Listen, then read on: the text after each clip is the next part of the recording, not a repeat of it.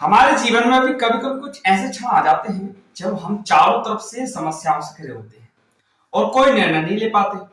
तब सब कुछ नियति के हाथों में सौंपकर अपने दायित्व और प्राथमिकताओं पर ध्यान केंद्रित करना चाहिए। अंततः यश अपयश, हार जीत, जीवन मृत्यु का अंतिम निर्णय ईश्वर को करना है।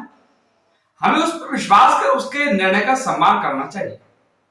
एक बार जंगल में एक गर्भवती हिरनी बच्चे को जन्म देने को थी। वो एकांत जगह की तलाश कर रही थी तो उसे नदी के किनारे ऊंची और घनी घास दिखी। उसे वो उपयुक्त स्थान लगा शिशु को जन्म देने के लिए। वहां पहुंचते उसे प्रसव पीड़ा शुरू हो गई। उसी समय आसमान में घनघोर बादल वर्षा को आतुर हो उठे और बिजली कड़कने लगी। उसने दाएं ओर देखा तो एक शिकारी तीर का निशाना उसी की तरफ साध रहा था। घबराकर दाहिनी मुड़ी तो वहां पर भूखा शेर उसको झपटने को तैयार था। सामने सूखी घास आग पकड़ चुकी थी और पीछे मुड़ी तो नदी में जल बहुत था। मादा हिरनी क्या करती? वह प्रसव पीड़ा से व्याकुल थी। अब क्या होगा? क्या हिरनी जीवित बचेगी? क्या वो अपने शावक को जन्म दे पाएगी? क्या शावक जीवित रहेगा? आप इसका उत्तर दें। क्या जंगल की आग सब कुछ जला देगी? क्या मादा हिरनी शिकार के तीर से बच पाएगी? क्या मादा हिरनी भूखे शेर का भोजन बनेगी? वो एक तरफ आग से घिरी है और दूसरे तरफ पीछे नदी है, तो वो क्या करेगी? आप बताएं कमेंट के द्वारा। चलिए मैं ही बता देता हूं। हिरनी अपने आप को शून्य में छोड़ अपने बच्चे को जन्म देने में लग गई। कुदरत का आकाश में देखिए, बिजली चमकी और तीर छूटते हुए शिकारी की आंखें चौंधी आ गई। उसका तीर हिरनी के पास से गुजरते हुए शेर की आंख में लग गया। शेर दहाड़ता हुआ इधर उधर भागने लगा और शिकारी शेर को घायल जानकर भागा। घनघोर बारिश शुरू हो गई और जंगल की आग बुझ गई। हिरनी ने शावक को जन्म दिया। कुछ लोग हमारी सराहना करेंगे, कुछ लोग हमारी सराहना करेंगे, कुछ लोग हमारी आलोचना करेंगे।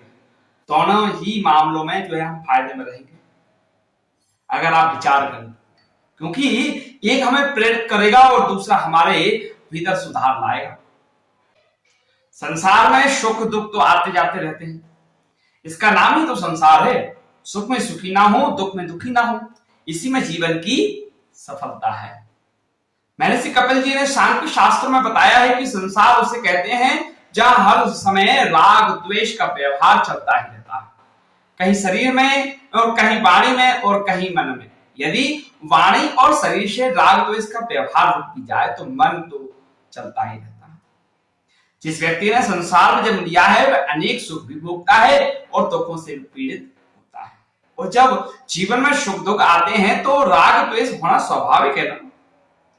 उस राग द्वेष से फिर आगे अच्छे बुरे कर्म होते हैं और उन कर्मों से फिर अगला जन्म तथा फिर से सुख दुख मिलता है। इस प्रकार से यह चक्र लगातार चलता ही रहता है। सुख दुख, राग द्वेष, शुभ कर्म, अशुभ कर्म, इन 6 चीजों का चक्र हमेशा चल रहा है और आगे भी चलता अनंत काल तक रहेगा।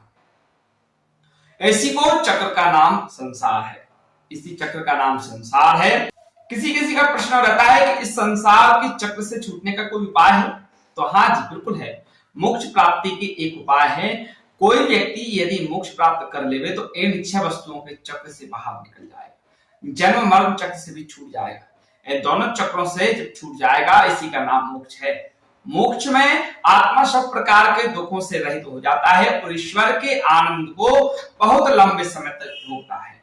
जब तक मोक्ष नहीं होता तब तक संसार में रहना होगा और संसार में रहते हुए जब जब ये सुख दुख राग द्वेष की स्थितियां परिस्थितियां आएंगी, इनसे युद्ध करना होगा। जो व्यक्ति इनसे युद्ध करके जीत जाएगा वही इस चक्र से पार हो पाएगा। फिर प्रश्न आता है तो इनसे कैसे युद्ध किया जाए? तो भैया उत्तर भी सुन लीजिए। जब सुख आए तो उछलना नहीं है, कूदना नहीं है, नाचना नहीं है, बहुत खुशी नहीं मनाना है, उसे सामान्य रूप से निभा लेना। इसी प्रकार से जब दुख आए तब दुखी परेशान चिंतित नहीं होना चाहिए। ऐसी स्थितियों में यह सोचना चाहिए कि यह तो संसार है, सुख आता है चला जाता है, दुख भी आएगा यह भी चला जाएगा। ना तो सुख सदा साथ रहता है और न दुख सदा साथ रहता है। इस प्रकार का चिंतन करके सुख दुख को समान भाव से स्वीकार करना चाहिए। इस प्रकार इन सुख दुख राग द्वेष आदि शत्रुओं से युद्ध करना चाहिए। यह कठिन कार्य है। यदि व्यक्ति ईमानदारी से पुरुषार्थ करे तो धीरे धीरे चिंतन करते करते वह लंबे समय में ऊपर बताई विधि के अनुसार ऐसा युद्ध करने में समर्थ हो जाएगा और इस युद्ध में जीत भी जाएगा। तो सार यह हुआ कि इस प्रकार से जीवन में किसी भी घटना के होने पर अधिक प्रसन्न भी न होवे और दुखी परेशान चिंतित भी न होवे। अपने मन की स्थिति को नियंत्रण रखें, ईश्वर की उपासना करें। विशेष रूप से दुख घटना में ईश्वर से आपको बहुत शक्ति मिलेगी और आप इस कार्य में सफल हो जाएंगे। और बाकी नियति जो करें। अगर वीडियो आपको अच्छी लगी हो तो शेयर करें।